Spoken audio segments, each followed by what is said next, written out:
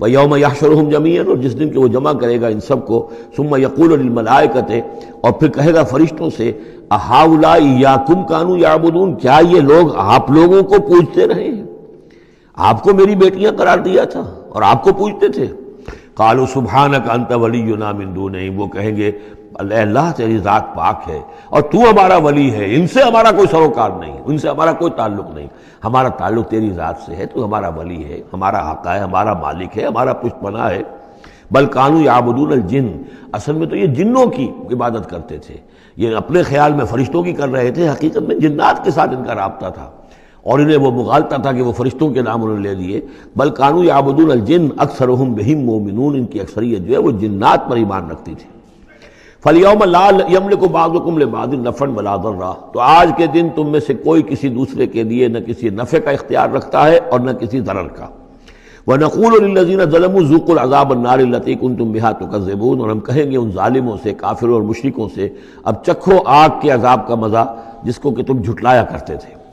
وَإِذَا تُتْلَىٰ عَلَيْهِمْ آيَاتُنَا بَيِّنَاتٍ، جب انہیں پڑھ کر سنائی جاتی ہیں ہماری روشن آیات، قَالُوا مَا هَٰذَا إِلَّا رَجُلٌ يُرِيدُ أَن يَصُدَّكُمْ،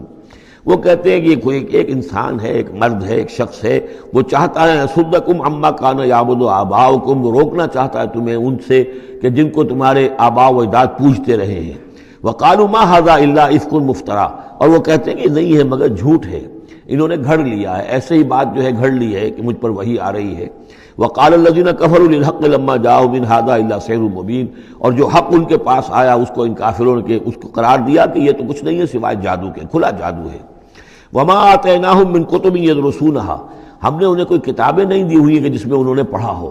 یعنی ان کے پاس کوئی کتاب ہوتی جس میں لکھا ہوتا کہ یہ لات عزا منات یہ دیویاں ہیں، یہ دیوتا ہیں، ان کو ہم نے یہ اختیارات دیے ہیں، ذرا پیش کرو نا، اگر کوئی کتاب ہے، کوئی صحیفہ ہے، کہیں ہے۔ وَمَا آتَيْنَاهُم مِّن كُتُبٍ يَدْرُسُونَهَا وَمَا أَرْسَلْنَا إِلَيْهِمْ قَبْلَكَ مِن نَذِيرٍ، اور نبی اے نبی آپ سے پہلے ہم نے ان کے ہاں کوئی خبردار کرنے والا نہیں بھیجا، 3000 سے اوپر سال گزر گئے کہ ان کے ہاں کوئی نبی نہیں آیا، کوئی رسول نہیں آیا۔ وَكَذَّبَ الَّذِينَ مِن قَبْلِهِمْ، اور جھٹلایا ان لوگوں نے جو ان سے پہلے تھے۔ وَمَا بَلَغُوا مِعْشَارَ مَا آتَيْنَاهُمْ، اور یہ تو جو کچھ ہم نے انہیں دیا تھا اس کے 10ویں حصے تک نہیں پہنچے، یعنی اس سے پہلے جو قومیں تھیں، قوم عاد، اس کو جو دبدبہ تھا، اس کو جو شان و شوکت تھی، ان قریش کو تو اس کا 10واں حصہ بھی حاصل نہیں ہے۔ فَكَذَّبُوا رُسُلِي، تو انہوں نے میرے رسولوں کو جھٹلایا، فَكَيْفَ كَانَ نَكِيرٌ، تو پھر سوچ لو کہ میری پھر پکڑ اور میری سزا جو ہے وہ کیسی ہوئی۔ قُلْ إِنَّمَا أَعِظُكُمْ، اس آیت کا تعلق ہے آیت نمبر 8 سے، جو شروع میں آیا تھا کہ کچھ لوگ کہتے تھے کہ یہ مسئلہ کیا ہے، یعنی ہر طرح کے لوگ موجود تھے وہاں پر، ایسے لوگ بھی تھے کہ جو ابھی اس شش و پنج ہی میں تھے کہ یہ معاملہ کیا ہے، کیا ان کا دماغی توازن کہیں بگڑ گیا ہے، کہیں کوئی جنون کا عارضہ ہو گیا ہے، یا یہ کہ یہ خود جان بوجھ کر جھوٹ بول رہے ہیں۔ تو جان بوجھ کر جھوٹ بولنا بھی کوئی سمجھ میں نہیں آتا، ان کی سیرت اور کردار، ان کی پوری زندگی جو ہے وہ تو اس کے ساتھ کوئی مطابقت نہیں رکھتی کہ اتنا بڑا جھوٹ بول دیں۔ کبھی چھوٹے سے چھوٹے معاملے میں کبھی جھوٹ نہیں بولا انہوں نے، الصادق الامین کا خطاب تو ہم نے خود دیا انہیں، یہ کیسے ہو گیا، کیا ہوا؟ ابھی وہ اسی شش و پنج میں تھے، اب اس پر اللہ تعالیٰ کی طرف سے یہ بات آ رہی ہے، اور جیسا کہ میں ایک لفظ استعمال کیا کرتا ہوں کہ لوگوں کو آمادہ کیا جائے کہ وہ اپنے گریبانوں میں جھانکیں، ذرا غور کریں، سوچیں، کیونکہ اگر بغیر سوچے سمجھے جو بھی عصبیت جاہلی ہے، اپنی جو بھی روایات ہیں، اپنے جو بھی موروثی عقائد ہیں، ان کی حمایت میں لڑ رہے ہیں، ذرا کسی طرح آمادہ ہو جائیں کہ سوچیں، غور کریں، اس کے لیے یہ آیات بڑی اہم ہے۔ قُلْ إِنَّمَا أَعِظُكُمْ بِوَاحِدَةٍ، اے نبی ان سے کہیے میں تمہیں ایک بات کی نصیحت کرتا ہوں، میری ایک بات مانو، أَن تَقُومُوا لِلَّهِ مَثْنَىٰ وَفُرَادَىٰ، تم ذرا تھوڑی دیر کے لیے رکو اللہ کے لیے اور اللہ سے دعا مانگو، مثنیٰ وفرادیٰ، دو دو یا ایک ایک، علیحدہ علیحدہ یا دو دو، ثم تتفکروا، پھر ذرا تم غور کرو، سوچو، ما بصاحبکم من جنہ، تمہارے جو یہ ساتھی ہیں، یہ محمد جو ہے صلی اللہ علیہ وسلم، ان کے اندر کوئی جنون کا عارضہ نہیں ہے، انہیں کوئی دماغ ان کا خراب نہیں ہوا ہے، کہیں کوئی آسیب کا سایہ نہیں، ان کی زندگی دیکھو، بڑی منضبط زندگی ہے، بڑی پاک اور صاف زندگی ہے، ستھری زندگی ہے، ان کے معمولات کو دیکھو، کوئی شخص کے جس سے جنون کا عارضہ ہو جائے تو اس کے کچھ اور شواہد بھی تو ہوتے ہیں۔ ان ہوا الا نذیر لکم بین یدی عذاب شدید، وہ نہیں ہے سوائے اس کے کہ وہ تو ایک خبردار کرنے والے ہیں تمہارے لیے ایک عذاب کے آنے سے پہلے پہلے، بین ید عذاب شدید، ایک بہت سخت سزا کے آنے سے پہلے پہلے تمہیں خبردار کرنے والے ہیں، اس کے علاوہ ان کی کوئی حیثیت نہیں۔ قل ما سألتکم من اجر، اے نبی ان سے ایک بات اور کہیے، میں نے تم سے کوئی اجرت طلب نہیں کی۔ شاعر جو ہیں تم سے وہ انعامات لیتے ہیں، قصیدہ کہتے ہیں تو وہ چاہتے ہیں کہ کچھ ان کو دو شالے دیے جائیں، اسی طریقے سے اور کوئی کہانی سنانے آتا ہے تو وہ بھی کوئی اجرت مانگتا ہے۔ میں نے تو آج تک تم سے، میں تمہیں یہ اللہ کا کلام سنا رہا ہوں جسے تم بھی کہتے ہو کہ بہت ہی حسین کلام ہے، فصیح و بلیغ کلام ہے، تو میں نے کبھی تم سے کوئی اجرت مانگی ہے؟ قل ما سألتکم من اجر فہو لکم، تو جو بھی اجرت میں نے تم سے کوئی مانگی وہ تمہیں کو مبارک ہو، تم وہ رکھو، یعنی یہ نفی کی انتہا ہے۔ اگر میں نے کوئی اجرت مانگی ہو تو وہ تم رکھو اپنے پاس، میں نے اس کہنے کا مطلب یہ کہ میں نے تم سے کبھی بھی کوئی اجرت نہیں مانگی۔ ان اجریہ الا علی اللہ، میری اجرت، میرا اجر تو اللہ کے ذمے ہے۔ وہو علی کل شیء شہید، اور وہ ہر چیز پر گواہ ہے، نگران ہے۔ قل ان ربی یقذف بالحق، یہ وہی مضمون ہے جو اس سے پہلے آ چکا ہے، بل نقذف بالحق علی الباطل، کہہ دیجئے کہ میرا رب باطل کا کوڑا دے مارتا ہے، علی الباطل، علی الباطل کو یہاں پر محذوف سمجھیے، ان ربی یقذف بالحق علی الباطل، کیونکہ وہاں سورہ انبیاء میں یہ لفظ آ چکا ہے،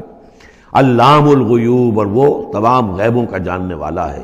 قل جاء الحق، اور کہہ دیجئے کہ حق آیا، آ گیا ہے، یعنی یہ کہ یہ چند سالوں کی بات ہے، اللہ کے دین کا غلغلہ ہوگا اور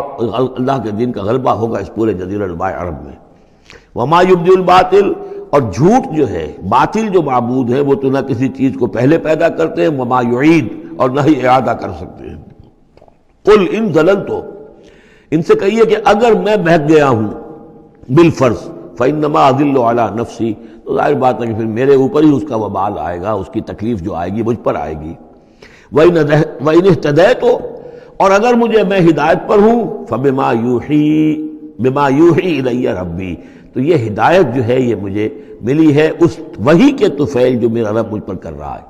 یہ بہت ہی متواضعانہ انداز ہے، یعنی یہ کہ اگر میں بہک گیا ہوں تو ساری اس کی شرارت میرے نفس کی ہوگی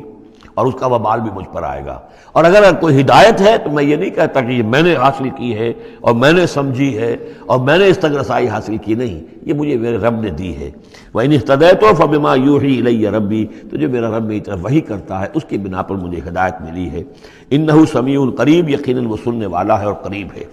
وَلَوْ تَرَىٰ إِذْ فُزِعُوا فَلَا فَوْتَ، اب وہی جو فضع الاکبر، جب وہ وقت آئے گا جب تم دیکھو گے جب یہ گھبرائیں گے، ان زلزلۃ الساعۃ شیء عظیم، جب فضع اکبر آئے گا، فلا فوت، تو پھر کہیں بچ کر بھاگنا ممکن نہ ہوگا، وَأُخِذُوا مِن مَّكَانٍ قَرِيبٍ، جیسے کہ کوئی ہاتھ لمبا سا ہو اور ان کو پکڑ کر لے آئے جبکہ یہ بھاگنے کی کوشش کر رہے ہوں۔ وَقَالُوا آمَنَّا بِهِ، اور پھر کہیں گے اس پر ہم ایمان لے آئے۔ وَأَنَّىٰ لَهُمُ التَّنَاوُشُ، اب کہاں ان کی رسائی ہو سکتی ہے ایمان تک؟ اب تناول اور تناوش ہم معنی الفاظ ہیں، اب تو وہ گیا معاملہ، وقت گزر گیا، وہ تو امتحان کا جو عرصہ تھا وہ ختم ہو چکا۔ وَأَنَّىٰ لَهُمُ التَّنَاوُشُ مِن مَّكَانٍ بَعِيدٍ، وہ تو گیا، بہت دور چلا گیا، وہ جو موقع تھا ایمان لانے کا وہ اب ختم ہو چکا۔ وَقَدْ كَفَرُوا بِهِ مِن قَبْلُ، انہوں نے اس کا کفر کیا تھا پہلے۔ وَيَقْذِفُونَ بِالْغَيْبِ مِن مَّكَانٍ بَعِيدٍ، اور وہ خام خواہ کے تیر تکے چلا رہے تھے دور کی جگہ سے، یعنی اندھیرے میں ٹامک ٹوئیاں مار رہے تھے، انہیں کیا ہو گیا ہے، یہ جھوٹ بول لیا ہے، یہ کوئی گھڑ لیا ہے، یا ان کو کہ جن آ گیا ہے، یا یہ کوئی شاعر ہے، یا کوئی جو ہے کوئی اپنا غلام رکھا ہوا ہے اس سے ڈکٹیشن لے رہے ہیں، یہ سب تیر تکے یہ چلاتے رہے اور قرآن کا اور محمد کا انکار کرتے رہے، تو اب ایمان لانے کا کوئی فائدہ نہیں۔ وَحِيلَ بَيْنَهُمْ وَبَيْنَ مَا يَشْتَهُونَ، اور حائل کر دیا جائے گا، رکاوٹ ڈال دی جائے گی ان کے اور ان کی پسندیدہ چیزوں کے مابین۔ جنت میں لَهُم مَا يَشَاءُونَ فِيهَا، جو چاہو گے وہاں ملے گا،